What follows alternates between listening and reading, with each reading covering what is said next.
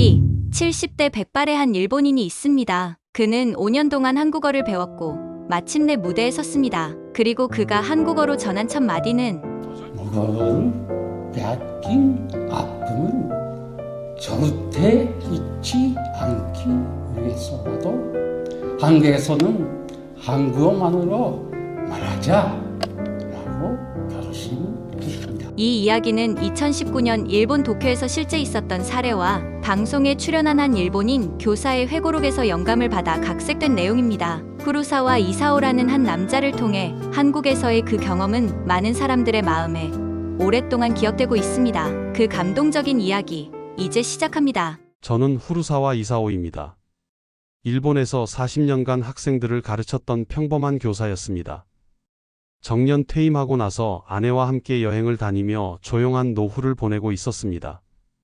그해 4월 지인의 추천으로 한국 드라마를 보게 되었습니다. 한국에 대해서는 솔직히 잘 몰랐습니다. 학교에서 가르치는 역사는 일본 중심이었고 한국에 대한 내용은 몇 줄 정도에 불과했으니까요.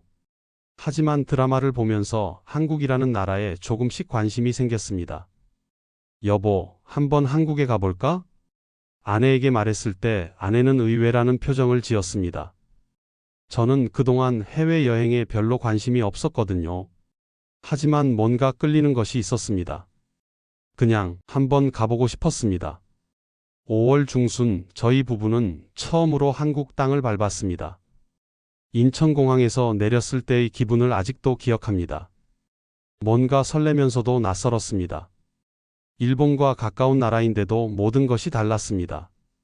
며칠 후 저희는 전주의 전통한옥 마을로 향했습니다. 멋진 전통가옥, 북적거리는 사람들, 맛있어 보이는 음식을 파는 상인들의 모습이 인상적이었습니다. 우연히 길을 가다가 화장실을 찾기 위해 한 건물에 들어갔습니다. 그곳은 노인복지회관이었습니다. 건물 안, 여러 명의 나와 나이가 비슷해 보이는 할머니들이 계셨고 저희에게 다가오셨습니다. 오하요, 곤니치와, 니혼진 데스까? 할머니들은 모두 일본어로 말씀하셨습니다. 저는 정말 너무 깜짝 놀랐습니다. 아, 감사합니다. 일본어를 잘 하시네요. 저는 기뻐하며 일본어로 대답했습니다. 일본어는 어디서 배우셨어요? 제가 물었을 때 할머니의 표정이 순간 어두워졌습니다. 어릴 때 학교에서 배웠어요. 그때는 일본어만 써야 했으니까. 한국어를 쓰면 맞았으니 어쩔 수 없었죠. 그 말씀을 들었을 때 제 가슴에 뭔가 무거운 것이 내려앉았습니다. 할머니의 목소리에는 기쁨이 없었습니다. 오히려 어떤 체념 같은 것이 있었습니다. 학교에서 일본어만요? 네, 조선말 한다고 혼났거든요. 손바닥 맞고 벌도 받고. 할머니는 담담하게 말씀하셨지만 저는 충격을 받았습니다. 조선말을 하면 혼났다고? 자기 나라 말을 하면 벌을 받았다고? 그날 밤 호텔에서 저는 잠을 이룰 수 없었습니다. 할머니의 말씀이 계속 귓가에 맴돌았습니다. 저는 컴퓨터를 켜고 인터넷을 검색했습니다. 일제강점기 교육정책, 한국어 사용 금지, 한글 교육 중단. 화면에 나타난 자료들을 보면서 저는 점점 더 충격에 빠졌습니다. 일본이 조선의 언어를 금지했다는 것, 조선 사람들에게 일본어 사용을 강요했다는 것, 그들의 이름까지 일본식으로 바꾸게 했다는 것. 일본인이지만 사람이 아닌 것 같았습니다. 더더욱 믿을 없는 건 그런 역사를 내가 모르고 있었다는 것입니다. 저는 40년간 역사를 가르쳤습니다. 하지만 이런 내용은 교과서에 자세히 나와 있지 않았습니다. 아니, 제가 관심을 갖지 않았던 것일 수도 있습니다. 그냥 교과서에 있는 내용만 가르쳤으니까요.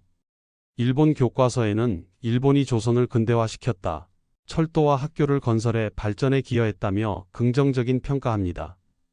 한국어 사용 금지나 창씨 개명 같은 내용은 아예 없거나 당시 시대적 배경 정도로만 언급되었죠. 위안부 문제나 강제징용은 교과서에 거의 다뤄지지 않았고 설령 언급되어도 축소되어 있었습니다. 이런 일이 정말 있었단 말인가? 다음 날 아침 아내가 제게 물었습니다. 밤새 뭘 본 거예요? 얼굴이 안 좋아 보여요. 저는 아내에게 어제 있었던 일과 밤새 알게 된 사실들을 이야기했습니다. 아내도 저만큼 놀랐습니다. 정말 그런 일이 있었나요? 그런 것 같아. 그런데 우리는 왜 모르지? 그날 우리 부부는 더 이상 관광을 할 기분이 아니었습니다. 대신 서점에 가서 한국 역사 관련 책들을 샀습니다. 일본어로 번역된 책들도 있었고 한국 작가가 쓴 책들도 있었습니다. 호텔 방에서 우리는 밤늦게까지 그 책들을 읽었습니다. 읽을수록 마음이 무거워졌습니다. 제가 몰랐던 역사의 진실들이 하나씩 드러났습니다. 내가 그동안 뭘 가르친 거지? 저는 자책감에 빠졌습니다. 40년간 학생들에게 역사를 가르쳤는데 정작 중요한 진실은 가르치지 못했구나 싶었습니다. 일본으로 돌아가는 비행기 안에서 저는 계속 생각했습니다. 할머니의 일본어는 강요받은 언어였다는 것. 그분이 어린 시절 자신의 말을 빼앗기고 남의 말을 해야 했다는 것. 그리고 그런 아픔에도 불구하고 저에게 친절하게 대해주셨다는 것. 비행기 창밖으로 바다가 보였습니다. 일본과 한국 사이의 바다. 이렇게 가까운 거리인데 왜 이렇게 먼 마음이었을까요? 왜 저는 이런 진실을 알려고 하지 않았을까요? 자꾸 할머니의 쓴 웃음이 머릿속에 맴돌았습니다. 그날 저는 결심했습니다. 이제라도 제대로 알아야겠다고. 그리고 할 수 있다면 사과하고 싶다고. 하지만 일본어로 하는 사과는 진짜 사과가 아닐 것 같았습니다. 할머니의 언어로 한글로 사과해야 진심이 전해질 것 같았습니다. 도쿄에 돌아온 후 저는 완전히 다른 사람이 되었습니다. 그동안 무관심했던 한국사에 깊이 빠져들었습니다. 도서관에 가서 관련 책들을 찾아 읽었고 인터넷으로 자료를 검색했습니다. 읽을수록 분노가 치밀어 올랐습니다. 일본 정부의 과거 행위에 대한 분노도 있었지만 그보다는 그동안 무지했던 제 자신에 대한 분노가 더 컸습니다. 저는 제가 가르쳤던 교과서들을 다시 꺼내 보았습니다. 한국 관련 부분을 찾아 읽어봤습니다. 정말 몇 줄에 불과했습니다. 그나마도 애매하게 표현되어 있었습니다. 저는 깊은 자책감에 빠졌습니다. 마치 제가 한국에게 죄를 짓고 있는 것 같았습니다. 그날 밤 저는 오랫동안 잠들지 못했습니다. 그리고 한 가지 결심을 했습니다. 일본 정부가 제대로 된 사과를 하지 않는다면 저라도 사과하겠다고. 하지만 그 사과는 반드시 한국어로 해야 한다고 생각했습니다. 그래야 과거를 알지 못했던 저의 깊은 죄책감을 조금이라도 덜 수 있을 것 같았습니다. 다음 날 저는 서점에 갔습니다. 한국어 교재와 한글 쓰기 노트를 사기 위해서였습니다. 처음에는 죄책감이었습니다. 그 노인분 앞에서 그리고 제 자신에게 무언가라도 해야겠다는 마음뿐이었습니다. 그런데 책을 펼치는 순간 제 안에서 무언가가 바뀌기 시작했습니다. 한글은 단순한 문자 체계가 아니었습니다. 네모난 틀 안에서 자음과 모음이 질서 있게 결합된 모습은 그 자체로 설계도 같았고 이 문자를 만든 사람에 대해 본능적으로 궁금해졌습니다. 조사를 시작했습니다. 그리고 그 이름을 알게 됐습니다. 세종대왕. 한국에서는 백성을 위해 문자를 만든 지도자가 있었다는 사실. 그 문장은 저를 멈춰 세웠습니다. 나라의 말이 중국과 달라 백성들이 말하고자 해도 뜻을 펴지 못하니 안타깝다. 그 문장은 단순한 서문이 아니었습니다. 그건 한 나라의 왕이 백성을 가엾게 여긴 마음, 그리고 말조차 제대로 쓰지 못하는 그 현실을 바꾸려 한 결단이 담긴 선언이었습니다. 저는 그 순간 깊은 충격을 받았습니다. 일본도 중국과 말이 달랐습니다. 하지만 우리는 중국의 한자를 아무런 비판 없이 받아들였고 그것을 누가 만들었는지 왜 이렇게 불편한지조차 묻지 않았습니다. 일본의 왕들이 그런 고민을 했다는 이야기를 저는 들어본 적이 없습니다. 글자가 백성에게 어려운지 불편한지 그건 중요하지 않았습니다. 우리는 민족주의를 이야기하지만 그 본질은 늘 국가 중심, 권력 중심의 질서에 머물렀습니다. 백성을 향한 마음, 약자를 위한 배려, 언어의 평등. 그런 가치는 적어도 제가 배운 역사 속 일본에는 없었습니다. 그런데 한국은 달랐습니다. 세종대왕은 위에서 아래를 내려다본 지도자가 아니라 아래의 고통을 위로하고자 한 사람이었습니다. 그 문장에서 느껴지는 건 궁휼함, 백성을 향한 사랑이었습니다. 자신보다 약한 존재를 도와주어야 할 이유가 아니라 같은 사람이기 때문에 외면할 수 없다는 태도. 그 정신이 이 작은 글자 속에 스며들어 있다는 사실이 한국인이 아니었지만 가슴 깊숙한 곳에서 그 큰 사랑의 감동을 받았습니다. 한글은 단 24개, 자음 14개, 모음 10개. 그 조합만 알면 모든 단어를 만들 수 있었고 무엇보다 외우지 않아도 읽을 수 있는 문자였습니다. 생각한 대로 입력되고 그대로 발음할 수 있다는 사실이 저는 너무도 부러웠습니다. 그 후로 저는 자주 온라인을 검색했습니다. 놀라웠습니다. 일본 전역에 한글 배우기 열풍이 불고 있었습니다. 342개의 고등학교에서 한국어 정규 수업이 열리고 한글 능력 검정 시험을 준비하는 청소년도 매년 늘고 있다는 사실. 학생들은 이렇게 말했습니다. 한글은 감정을 정확히 표현할 수 있어서 좋아요. 한자를 외우지 않아도 바로 입력돼서 편해요. 그 말이 제 가슴에 꽂혔습니다. 이건 단순한 유행이 아니었습니다. 글자를 암기하는 것이 아니라 사람의 마음을 받아 적는 방식, 그리고 그 모든 것은 사람을 향한 사랑에서 시작된 문자였다는 것. 그 사실 앞에서 저는 잠시 아무 말도 할 수 없었습니다. 한 교사로서도 한 일본인으로서도. 몇 달 후 저는 온라인 한국어 학습 커뮤니티에 가입했습니다. 한국 사람들과 직접 대화해보고 싶었거든요. 처음에는 간단한 인사말부터 시작했습니다. 안녕하세요. 저는 일본 사람입니다. 한국어를 배우고 있습니다. 한국 사람들은 반갑게 맞아주었습니다. 저의 서툰 한국어를 웃지 않고 교정해 주었습니다. 그들의 친절함에 저는 더욱 감동했습니다. 어느 날 한 한국분이 물었습니다. 왜 한글을 배우시게 되었나요? 저는 잠시 망설이다가 솔직하게 대답했습니다. 사과하고 싶어서입니다. 우리나라가 한국에 끼친 아픔에 대해 사과하고 싶습니다. 그분은 잠시 침묵하더니 이렇게 답했습니다. 감사합니다. 그런 마음을 가져주셔서 저는 마음을 전하기 위해 더욱 열심히 공부했습니다. 2019년 여름 나고야에서 평화의 소녀상 전시를 한다는 소리를 듣고 방문을 하려고 했었습니다. 그런데 전시회가 중단되었다는 뉴스를 보았습니다. 우익단체의 협박과 정부의 압력 때문이라고 했습니다. 저는 충격을 받았습니다. 예술 전시조차 정치적 압력으로 중단시키다니, 이것이 제가 사는 일본의 모습인가 싶어 부끄러웠습니다. 다음 날 저는 나고야로 향했습니다. 직접 현장을 보고 싶었습니다. 전시가 중단되었다고 해도 그 자리에 서보고 싶었습니다. 전시장 앞에는 우익단체 사람들이 모여 있었습니다. 그들은 확성기로 소리를 지르고 있었습니다. 가짜 역사에 속지 마라. 그 조선인들의 거짓말을 믿지 마라. 그들의 목소리에 분노도 느끼면서 그들이 이렇게 하는 게 마치 나의 잘못처럼 느껴졌습니다. 전시장 안에서는 저처럼 일본인들의 부끄러움을 참지 못하고 나온 사람들이 시위를 열고 있었습니다.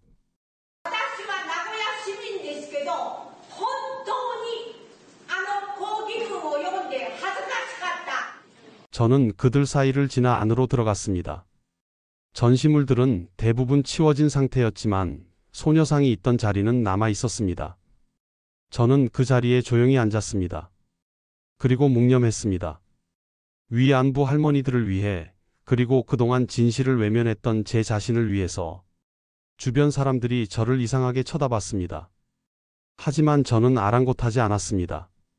지금 이 순간, 이 자리에 있는 것이 제가 할 수 있는 최소한의 일이라고 생각했습니다. 한 젊은 남성이 제게 다가왔습니다. 아저씨, 여기서 뭐 하시는 거예요? 저는 차분히 대답했습니다. 묵념하고 있습니다. 뭘 위해서요? 과거에 우리가 잘못한 일들을 위해서요. 그날 집으로 돌아가는 길에 저는 깊은 고독감을 느꼈습니다. 과연 저와 같은 생각을 하는 일본 사람이 얼마나 될까 싶었습니다.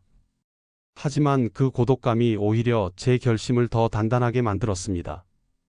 그날 밤 저는 한국어 공부에 더욱 매진했습니다. 이제 막연한 목표가 아니라 구체적인 목표가 생겼습니다. 언젠가는 한국어로 제대로 된 사과를 하겠다고. 한국어 공부를 시작한 지 1년이 지났을 때 저는 간단한 대화는 할 수 있게 되었습니다. 하지만 여전히 부족했습니다. 제가 전하고 싶은 마음을 제대로 표현하기에는 턱없이 부족했습니다. 저는 공부 방법을 바꿨습니다. 단순히 문법과 단어를 외우는 것이 아니라 한국의 문화와 역사를 함께 공부하기 시작했습니다. 한국 사람들의 마음을 이해하려면 그들의 문화를 알아야 한다고 생각했거든요. 윤동주 시인의 시를 읽기 시작했습니다. 처음에는 어려웠지만 조금씩 이해할 수 있게 되었습니다. 특히 죽는 날까지 하늘을 우러러 한 점 부끄럼 없기를 이라는 구절이 제 마음을 깊이 울렸습니다. 그리고 동시에 부끄러웠습니다.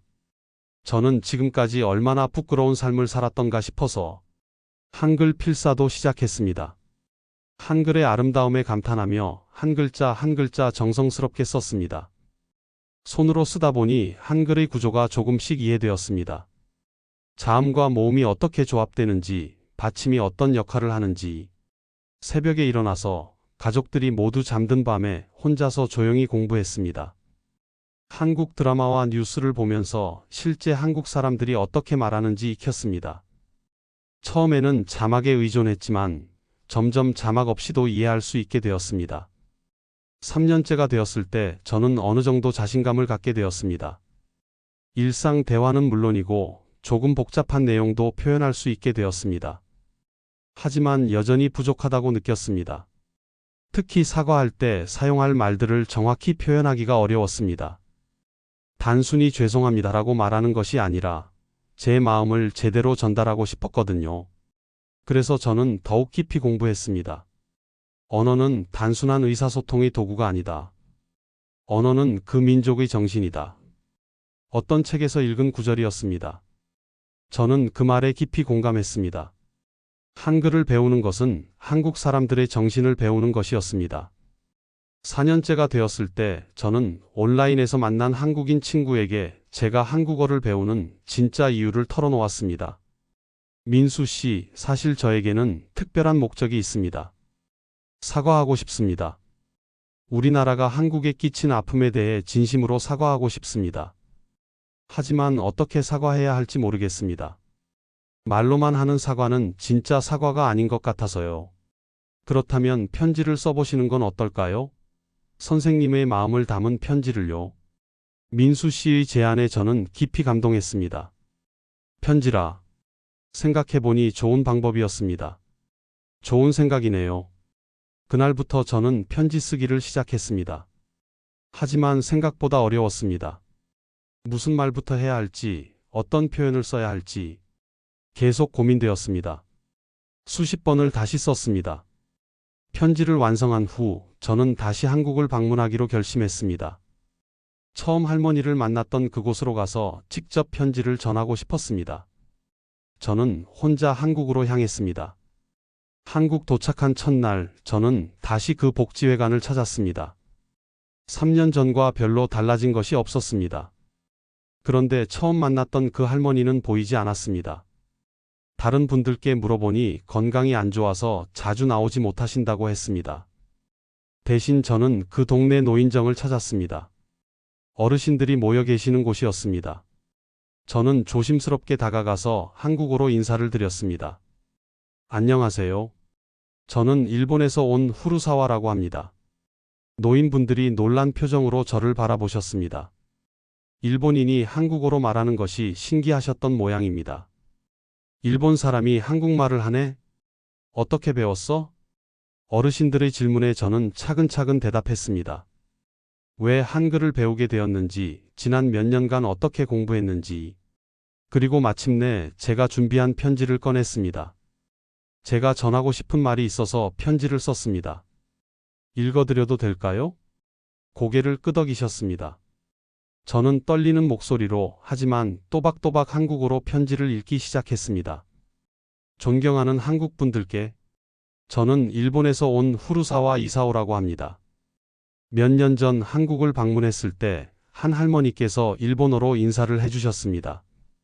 그제서야 저는 알았습니다. 그 일본어가 강요받은 언어였다는 것을. 많은 분들이 자신의 언어를 빼앗기고 일본어를 강요받으셨습니다. 자신의 이름도 빼앗기고 일본식 이름을 강요받으셨습니다. 얼마나 고통스러우셨을까요? 저는 40년간 교사로 일했습니다. 하지만 그동안 이런 진실을 제대로 가르치지 못했습니다. 아니, 알려고 하지도 않았습니다. 정말 부끄럽습니다. 늦었지만 한국어로 사과드리고 싶습니다. 저희 나라가 한국에 끼친 모든 아픔에 대해 진심으로 사과드립니다. 정말 죄송합니다. 그리고 그런 아픔에도 불구하고 저희를 따뜻하게 맞아주시는 한국 분들께 감사드립니다. 앞으로도 계속 한글을 공부하면서 두 나라 사이의 작은 다리 역할을 하고 싶습니다. 건강하세요. 후루사와 이사오 올림. 편지를 다 읽자 노인정이 조용해졌습니다. 아무도 말씀하지 않으셨습니다. 저는 더 이상 무슨 말을 해야 할지 몰라서 그냥 고개를 숙이고 있었습니다. 그때 한 할아버지가 말씀하셨습니다. 고마워요. 그 한마디에 저는 울컥했습니다. 고마운 게 아니라 부끄러운 잘못한 일에 대한 사과인데 왜 저에게 고맙다 하시는 걸까요? 잘못한 건 우리인데. 다른 할머니께서도 말씀하셨습니다. 한국말 잘한다. 그런 마음 가져줘서 고마워. 어르신들의 따뜻한 말씀을 들으며 저는 너무나 마음이 뭉클했습니다. 이런 큰 마음으로 받아주실 줄 몰랐거든요. 그날 저는 그곳에 오랫동안 머물렀습니다. 이런저런 이야기를 나누며 시간을 보냈습니다. 그분들은 제게 한국의 옛날 이야기도 들려주시고 한국어도 더 가르쳐 주셨습니다. 일본말 하지 말고 한국말만 해. 틀려도 괜찮으니까 계속해봐. 그분들의 격려 덕분에 저는 더욱 자신감을 갖게 되었습니다. 그리고 결심했습니다. 더 열심히 공부해서 더 많은 분들께 사과드리겠다고. 돌아가는 길에 저는 가슴이 벅찼습니다. 오늘 일어난 일이 꿈 같았습니다. 제가 상상했던 것보다 훨씬 따뜻하게 받아주셨거든요. 그날 밤 저는 오랫동안 잠들지 못했습니다. 하지만 괴로워서가 아니라 기뻐서였습니다. 드디어 제가 하고 싶었던 사과를 할 수 있었거든요. 한국에서 돌아온 후 저는 더욱 적극적으로 한국어 공부를 계속했습니다. 이제는 단순히 개인적인 목표가 아니라 더 큰 목표가 생겼습니다. 더 많은 사람들에게 제 마음을 전하고 싶었거든요. 2019년 1월 우연히 한국어 말하기 대회 소식을 들었습니다. 도쿄에서 열리는 대회였는데 누구나 참가할 수 있다고 했습니다. 처음에는 망설였습니다. 제 나이에 대회에 나간다는 것이 적절한지 의문이 들었거든요. 하지만 곧 마음을 정했습니다. 이런 기회가 또 언제 올지 모르니까요. 대회 준비를 위해 저는 발표문을 썼습니다. 이번에는 편지와 다른 형식이어야 했습니다. 많은 사람들 앞에서 발표하는 것이니까 더 신중하게 준비했습니다. 민수 씨에게 도움을 요청했습니다. 선생님, 어떤 내용으로 발표하실 건가요? 제가 한국어를 배우게 된 이유와 그 과정에서 깨달은 것들을 이야기하고 싶습니다. 좋은 주제네요. 하지만 너무 무겁지 않을까요? 무거운 주제입니다. 하지만 꼭 해야 할 이야기라고 생각합니다. 민수 씨는 제 발표문을 검토해주고 조언해 주었습니다. 문법적인 오류도 고쳐주고 더 자연스러운 표현도 알려주었습니다. 한 달 동안 매일 연습했습니다. 발음이 틀리지 않도록, 억양이 자연스럽도록 계속 반복했습니다. 대회 당일 아침 일찍 일어나서 다시 한번 연습했습니다. 그리고 정성스럽게 옷을 차려입었습니다. 오늘은 특별한 날이니까요. 대회장에 도착했을 때 저는 깜짝 놀랐습니다. 참가자들이 대부분 젊었거든요. 20대, 30대가 대부분이었고 저처럼 나이가 많은 사람은 거의 없었습니다. 괜찮을까? 잠시 망설였지만 이미 와버린 이상 포기할 수는 없었습니다. 대기실에서 기다리는 동안 다른 참가자들의 발표를 들어봤습니다. 모두들 유창한 한국어로 재미있는 이야기들을 하고 있었습니다. K-팝 이야기, 한국 음식 이야기, 여행 이야기. 제 차례가 다가올수록 더 긴장되었습니다.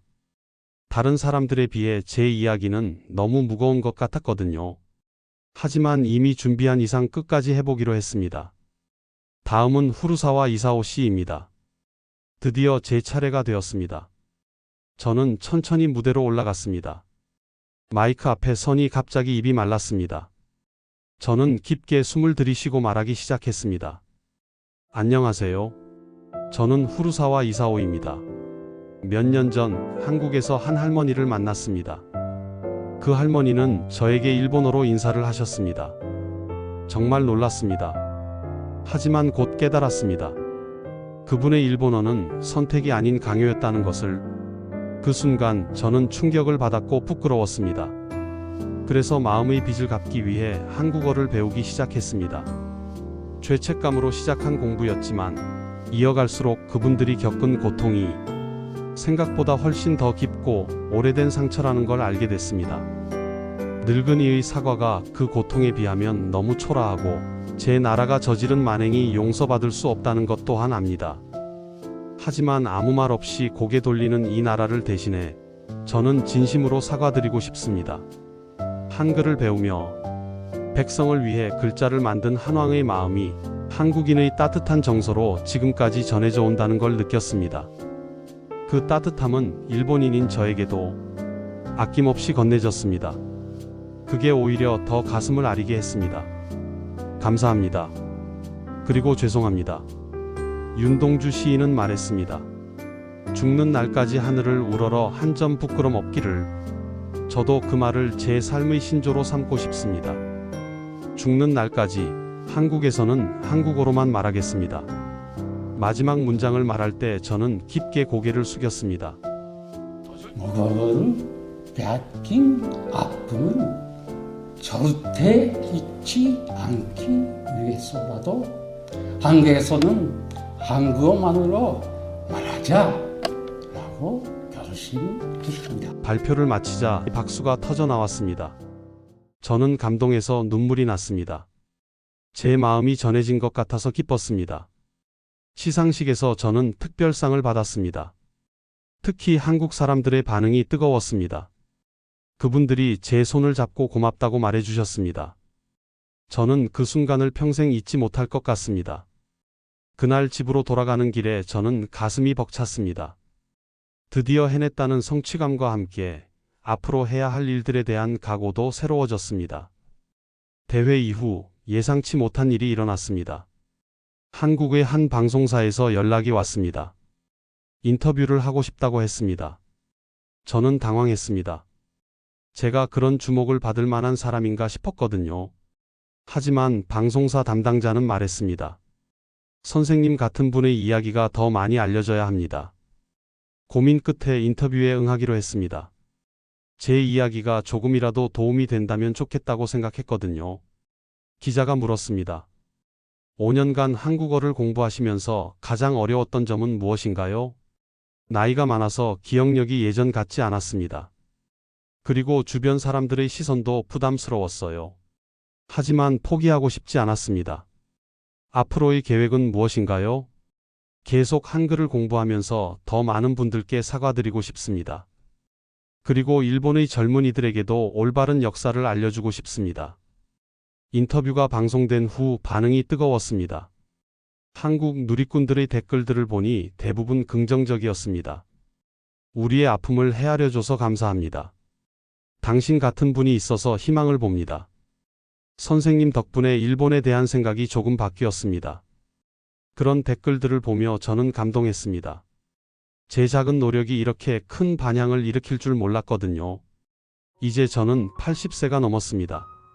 한글을 배우기 시작한 지도 10년이 넘었습니다. 돌이켜보면 정말 많은 일들이 있었습니다. 처음 한국에서 할머니를 만났을 때의 충격, 한국어를 배우면서 겪었던 어려움, 처음으로 한국어로 사과했을 때의 감동, 말하기 대회에서의 떨림, 그리고 지금까지 이어온 모든 활동들. 그 모든 것들이 꿈만 같습니다. 한글 공부는 계속하고 있습니다. 하루라도 걸으면 안 될 것 같아서요. 오늘 아침에도 가장 먼저 한국어 일기를 썼습니다. 죽는 날까지 신세 진 한국 사람들과 열심히 공부하고 싶다는 것을. 저는 한글을 배우면서 한국을 사랑하게 되었습니다. 얼마 전에 손자가 저에게 물었습니다. 할아버지, 후회하는 일이 없어요? 저는 잠시 생각해보고 대답했습니다. 후회는 없다. 하지만 아쉬움은 있다. 무엇이 아쉬워요? 더 일찍 시작하지 못한 것이 아쉽다. 70세가 아니라 40세에 시작했다면 더 많은 일을 할 수 있었을 텐데. 손자가 웃으며 말했습니다. 하지만 할아버지가 70세에 시작했기 때문에 더 많은 사람들이 감동받은 거 아닐까요? 손자의 말에 저는 고개를 끄덕였습니다. 정말 그럴지도 모르겠습니다. 제 이야기는 아직 끝나지 않았습니다. 제가 뿌린 씨앗들이 계속 자라고 있고 새로운 꽃을 피우고 있습니다. 그리고 그 꽃들이 또 다른 씨앗을 만들어내고 있습니다. 이것이 후루사와 이사오의 이야기입니다. 진짜 사과가 무엇인지 보여준 한 인간의 이야기입니다. 그는 한글을 배우면서 한국을 사랑하게 되었습니다. 그리고 그는 자신의 경험을 통해 깨달았습니다. 진짜 사과는 말이 아니라 마음이고, 진짜 마음은 행동으로 보여주는 것이라는 것을. 이 이야기는 지금도 일본과 한국 사이에서 조용히 회자되고 있습니다. 후루사와 이사오 씨는 지금도 매일 아침 한 문장씩 한국어로 일기를 쓰며 한국 할머니들의 따뜻한 마음과 용서를 잊지 않고 있다고 합니다. 그리고 그는 자주 이렇게 말합니다. 이 모든 것은 한국 사람들의 큰 마음 때문에 가능했습니다. 정말 감사합니다.